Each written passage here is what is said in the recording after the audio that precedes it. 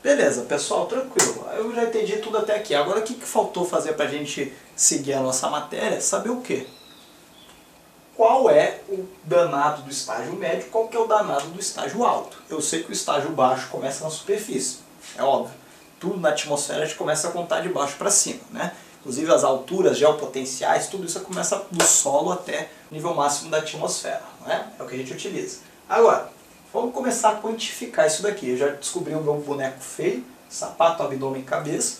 Já descobri como eu classifico todas as nuvens de acordo com as formas e altitudes, né, níveis. E agora, o que eu vou fazer? Fechar esse assunto, a gente tem que falar também das altitudes desses respectivos estágios, né? Então o que acontece? Pessoal, o que acontece? A atmosfera, ela não é uniforme. Por mais que para meios de estudo a gente utilize que ela seja uma esfera perfeita, ela não é. Definitivamente ela não é uma esfera perfeita.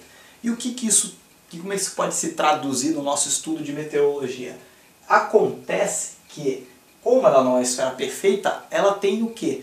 Em certas regiões do planeta, ela possui características diferentes. Por exemplo, a atmosfera nos polos, ela é totalmente diferente da atmosfera que está no Equador. Existem várias diferenças, até pela própria gravidade terrestre que não é igual. No Equador a gente tem uma gravidade, no polo a gente tem outra. Isso tudo se relaciona com o formato da Terra. A gente tem aquela constante gravitacional que a gente já estudou lá no colégio, que a gente arredonda que o valor da gravidade é 9,8 metros por segundo, mas o que acontece? Esse valor de gravidade ele varia com a latitude. O seu valor máximo é encontrado nos polos, é onde a gravidade é máxima. No Equador ela tem um menor valor. Então o que acontece?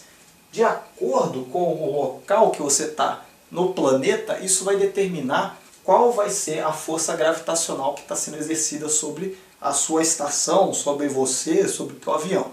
Então o que acontece? Os estágios da atmosfera também mudam. Porque se a gravidade for mais forte naquele local, o que vai acontecer? Ela vai puxar tudo mais para perto dela, porque a força gravitacional está maior, não é?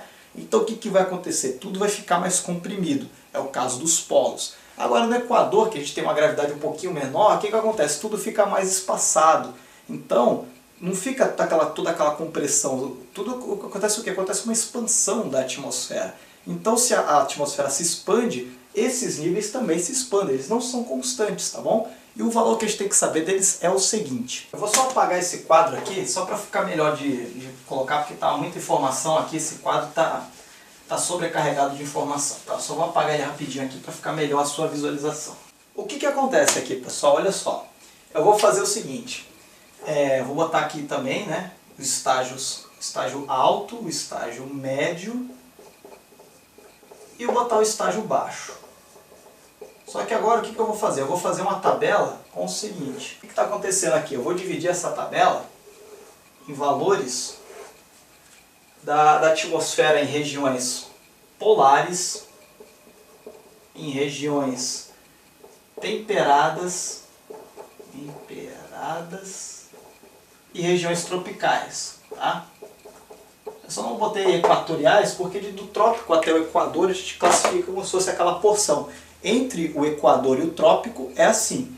Entre o trópico e o polar é assim, que é o temperado. Entre o temperado e o polar é assim. Então são o quê? São 4 linhas que eu fiz para pegar as 3 unidades do meio. Né? Então olha só, a tropical, o que vai acontecer aqui? O nosso estágio baixo no nível tropical, ele se estende da superfície, vou botar a superfície assim, ó, que vem do inglês surface, que é superfície, ele se estende da superfície até 2 km, tá? Aqui em cima a gente tem 2 km. Então da superfície até 2 km a gente tem o nosso estágio baixo nas regiões tropicais. O nosso baixo nas regiões temperadas também é da superfície até 2 km. E olha que legal, nas regiões polares a mesma coisa. Da superfície até 2 km temos o nosso estágio baixo. O estágio baixo ele não varia, tá bom? Ele é constante. Nas nossas 3 regiões de estudo, tropical, temperado e polar, todos eles, nosso estágio baixo começa na superfície até 2 km. Então qualquer nuvem que estiver entre a superfície e 2 km vai ser classificada como nuvem baixa, nuvem do estágio baixo, tá bom? Beleza, vamos lá. Da região polar, as nuvens do estágio médio, como é que a gente vai calcular do estágio médio aqui? Estou na frente da luz aqui. Do nosso estágio médio, na região polar, ela vai se estender de 2 km, tá bom? Aqui, ó, de 2 até 4 km. Bom? Eu vou fazer diferente, eu vou tirar esses km para ficar menos informação. Quanto menos informação, melhor. Porque daí fica melhor de vocês visualizarem, né? Deixar só o número mesmo, porque daí fica menos informações, né? Então olha só, aqui a gente tem 2, aqui ele também começa a 2 km, tá bom? Então o que acontece? Nós temos aqui a nossa tabelinha, vamos começar a fechar ela. Então o estágio médio começa em 2 km e vai até 4 km, tá bom? Só botando aqui em cima para dizer que todos esses valores estão em quilômetros, tá? Nossa unidade de distância está setada para quilômetros, beleza? Então temos aqui, nosso estágio médio começa nas regiões polares de 2 e vai até 4 km. Na nossa região temperada, esse valor ele é um pouquinho maior, ele é um pouquinho mais elástico, porque conforme a gente vai saindo do polo em direção ao Equador, a gravidade, o valor dela vai diminuindo, então a atmosfera começa a se expandir. Esse valor aqui ele vai de 2 até 7 km, tá?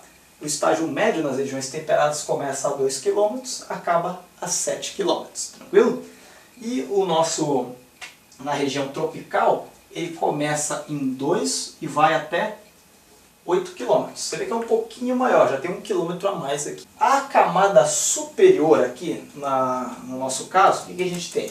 A camada superior, as regiões polares, a estágio alto começa a 4 km e se estende até 8 km. Tranquilo? O nosso estágio alto nas regiões temperadas começa de 7 km e vai até, ele se estende até 13 km. Beleza? Nas regiões tropicais o nosso estágio alto começa em 8 km e ele se estende até 18 km, tá bom?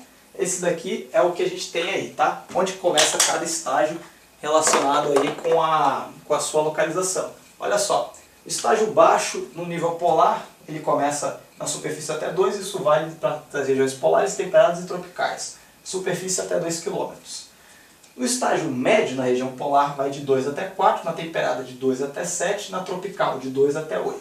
O estágio alto começa na polar de 4 vai até 8, na temperada ele começa em 7 e vai até 13, e nas tropicais começa em 8 vai até 18 km. Então você pode ver que tem um grande diferencial dos altos níveis tropicais para os níveis polares. Você vê que já tem uma diferença enorme. Olha só, 10 km é coisa pra caramba na atmosfera. Você subir 10 km, só para você ter noção, para o pessoal que já voa, tem noção aí de distância em relação à altitude, 10 km dá aí uns 33 mil pés, ou seja, a altitude que um avião voa. Então você imagina que a altitude do cruzeiro de um avião, 33 mil pés, é a diferença do estágio alto lá no polo para o estágio alto no Equador, na região tropical até o Equador. Então é bizarro, pessoal, é muito grande essa diferença. Tudo isso se dá devido à diferença da força gravitacional devido ao formato da Terra não ser uma esfera perfeita, tá bom? Tranquilo, pessoal? Todo mundo está tranquilo até aqui? Todo mundo entendeu? Beleza? Podemos seguir? E só lembrando também que não é só isso que altera a constante gravitacional. Tem vários outros fatores, mas não interessa pra gente no nosso curso de PP. Beleza? Tranquilo? Vamos. Pessoal, agora vamos tratar de algumas nuvens que são especiais e importantes para a aeronáutica, tá? Esses daqui são os estágios, eu vou apagar. Enquanto eu vou apagando, eu vou falando de algumas nuvens que são importantes para a operação aeronáutica, tá? São nuvens essas que, se algum dia você encontrar elas, pode ter certeza que você está encontrando uma situação bem anormal, não necessariamente uma situação perigosa, dependendo do caso, mas assim, no geral não significa que você está ferrado, tá? Simplesmente é uma nuvem especial que você está encontrando. Tem alguns casos que de fato, se você encontrar uma dessas, quer dizer que você está ferrado. Mas vamos estudar quais são esses casos. O primeiro caso de nuvem especial, que teoricamente a gente não enquadra nessas 10 principais aqui, nesses 10 gêneros de nuvem, são o quê? São nuvens que a gente classifica, só que são o quê? São uma espécie ou variedade ou particularidade diferente. E, por exemplo, uma das particularidades mais importantes que chama tuba, ou então arcos. São duas particularidades, são nuvens, por exemplo, nuvens cúmulos-nimbus que na precipitação formam nuvens tipo tuba, ou então nuvens tipo arcos. O que isso vai acontecer? Isso vai gerar o nosso querido famigerado amigo tornado. Tornado, ele é uma nuvem.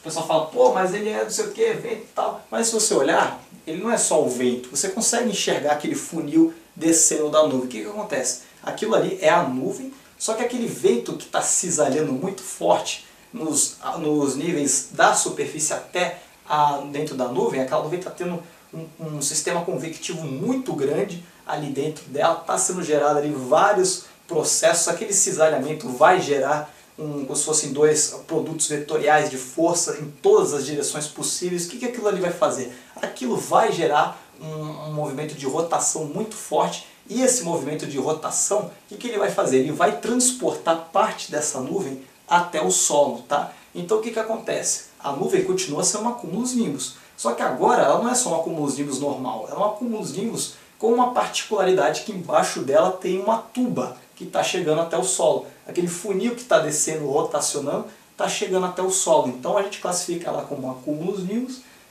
com uma particularidade de arcos, tornado, em outras palavras. Se algum dia você vê uma dessa na sua frente, uma tuba na sua frente, pode ter certeza que o tempo tá ruim, meu irmão, tá sinistro. Tornado, velho, o vento ali vai de 0 até 510 km por hora, tá? O tornado, a gente pode aproveitar uma outra ocasião para falar sobre ele, eu adoro falar de tornado. A gente tem várias outras nuvens que também identificam o tempo severo, por exemplo, a nuvem Mammatus. Vocês vão ver, a nuvem Mammatus, na verdade, ela é como se fosse uma autocúmulos, que ao invés de ser só um autocúmulos normal, ela é uma autocúmulos com particularidade Mammatus. Isso significa o quê? Ela está associada a um cúmulos-nimbus. Subiu um cúmulos-nimbus muito grande ali, aquela inclinação dele, se ele for um cúmulos-nimbus muito inclinado, pode ter certeza que a severidade do tempo vai ser muito maior que se fosse uma nuvem simplesmente na vertical, porque as correntes se anulariam, se a nuvem é inclinada assim, os processos convectivos não se anulam, as correntes não se anulam. Então o que acontece? De repente naquele CB assim, perto da bigorna do CB, um pouco mais abaixo, porque a bigorna do CB está lá na tropopausa, no estágio alto, na parte que encontra o estágio médio, onde aconteceria uma autocúmulos, o que acontece? Parte do granizo que está caindo da bigorna, o que acontece? Aquele granizo cai em pedras gigantescas, então ele vai resfriando o ar que está em volta dele. Então o que acontece? Aquele ar que fica resfriado em volta dele, enquanto ele está caindo, aquele ar resfriado vai condensar. Então vão formar o quê? Bolsas de ar condensado. E essas bolsas de ar condensado que vão aparecer no céu são chamadas nuvens Mammatus. Então qualquer dia que você olhar no céu, olha uma nuvem Mammatus ali, pode ter certeza que atrás desse Mammatus vai ter uma CB gigantesca, uma CB milagrosa, né? Então muito cuidado, Mammatus pode ter certeza que associada a ela tem um CB que se você passar ali vai ser sinistro, tá? O Mammatus simplesmente ar condensado em formato de bolhas. Agora, atrás dela tem um CB milagroso, então pode ser um indicativo, por mais linda e tranquila que pareça, pode ter certeza que tem um tempo severo que está ali atrás, que provavelmente vai formar uma tempestade, tá bom? Se já não formou. Ou então pode formar até um tornado. Então, cuidado, beleza? Outra nuvem particular que é interessante para aviação é a nuvem tipo capuz. Nuvem tipo capuz nada mais é do que uma nuvem orográfica. Aquele ar que está soprando encontrou uma montanha, então o que aconteceu? Ele vai ser forçado a subir essa montanha. Então que ele é forçado a subir essa montanha, ele vai se resfriar adiabaticamente, vai condensar, vai virar nuvem. A gente estudou isso lá em equilíbrio atmosférico, lá a gente estudou o efeito Foehn, né? Então gerou aquela nuvenzinha que vai ficar cobrindo o topo da montanha, foi como se fosse um chapéu, por isso que é chamado nuvem tipo chapéu. Acontece muito isso lá no Japão, que já ouviu falar do Monte Fuji. Tem várias fotos que de vez em quando aparece uma nuvem ali que fica cobrindo o topo da montanha. Ele fica certinho em cima do topo da montanha, assim como se fosse de fato um chapéuzinho que está em cima da montanha. É bem legal e nada mais é do que mostra que o ar está sendo levantado violentamente ali. Ah, quer dizer que vai cair o mundo ali? Não, não quer dizer que vai cair o mundo, simplesmente está dizendo que os ventos estão fortes, tá? O vento está forte, está conseguindo transportar o ar até uma região alta, está conseguindo subir todo aquele morro lá e esse ar está condensando, quer dizer que também tem umidade na atmosfera, tá bom? Outra nuvem importante da gente saber é quando esse chapéu, essa nuvem chapéu, quando ela descolar. Quando ela descola do morro e começa a subir. O que ela vai formar? Vai formar uma nuvem que a gente chama lenticular, tá bom? Lenticular é uma espécie de nuvem, tá? A gente tem o gênero dessas nuvens. Se a montanha não for muito alta, ela pode ser uma nuvem stratus, tá? Uma nuvem que está colada na montanha, geralmente é stratus, porque a gente não tem montanhas que passam 2 km aqui no Brasil. Até tem, mas é difícil. Alguns morros aí até passam 2 km, né? Agora, se essa nuvem está associada, então o gênero dela é stratus. Agora, a espécie dela é lenticular, porque elas vão formar nuvens como se fossem lentes. Se você procurar a imagem, você vai ver que parece uma lente convexa, uma lente ali que você olha assim, parece a lente do óculos, ou então a lente, seja lá qual for, a lente de contato, ela parece uma lente ali de aumento, de lupa, fica naquele formato, então por isso que é chamado, é uma nuvem, o gênero dela é stratus, porém a espécie é lenticular, tá? Muito importante você visualizar, se algum dia você estiver voando e encontrar uma lenticular, você saiba que o vento está forte, tá bom? Beleza? Podemos seguir? Cirrocúmulos indica uma coisa, lembra? Passado, presente e futuro. Existe, se ela for cirrocúmulos, ela pode estar indicando uma coisa. Se ela for uma autocúmulos, ela pode estar indicando outra coisa.